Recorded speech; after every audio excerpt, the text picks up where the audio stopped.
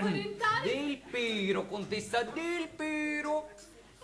Scusate, principe, del Pero lo dicono gli straccioni, noi altri nobili diciamo del piede. E quindi erano padroni di fare ciò che volevano, ma io, la contessa del piede... Io penso... Del Pero, Scusate, contessa. ho già detto che del Pero lo dicono gli straccioni, noi altri nobili diciamo del piede. Io penso che la contessa ha proprio ragione. D'altronde chi lo dice del Pero? Proprio quelli che stanno in mezzo alla strada. Ma senti, che stiamo a fare i roccolo di fatti Dunque, io, la contessa del piede, apparentare con una ballerina, questo solamente mi faceva stare in attitudine di sospensione. Ma poi, vedendo che la ragazza aveva buoni principi e fini, ho detto, ebbene, sia fatta la volontà vostra. E io ve ne ringrazio con la faccia per terra. Cavaliere eccellenza, i gelati. Qui i gelati!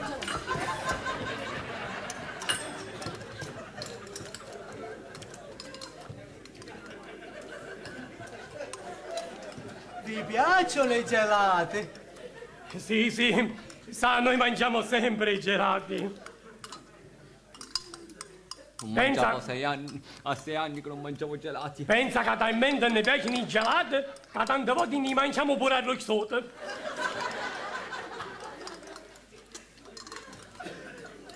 Ma questa vostra figlia scemma, quando ce la farete vedere? Sì, perché ce la farete vedere, vostra figlia scema, è giusto? Scusate, a me non mi pare di avere figlie sceme.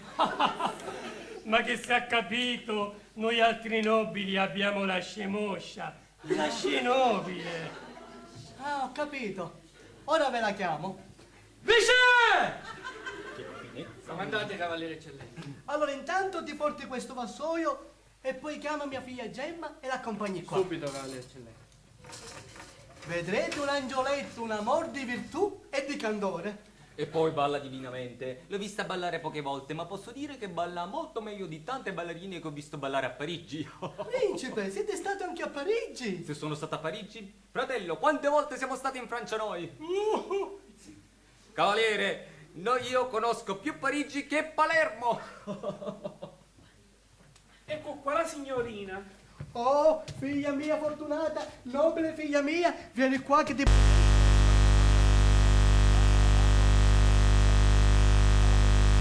Al tuo secondo padre e al tuo secondo zio. Obbedisco. E che figliano una cooperativa.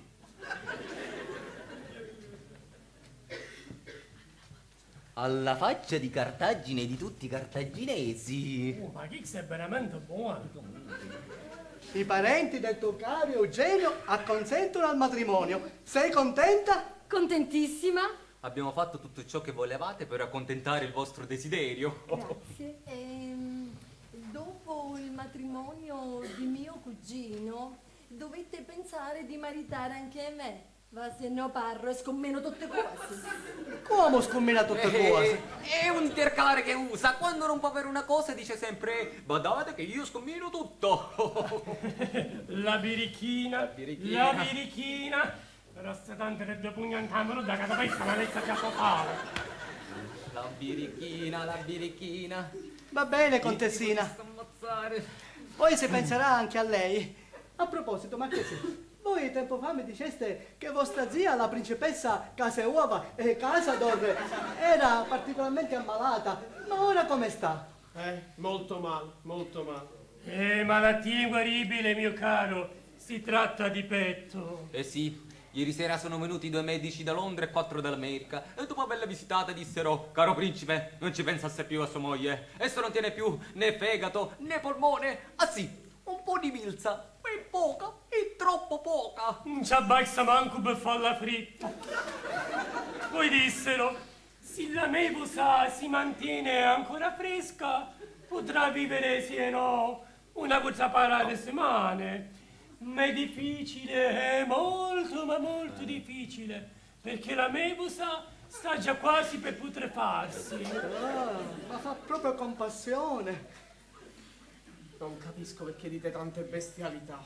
Eppure mi piace il carattere del principe. Tratta la moglie moribonda e non se ne preoccupa.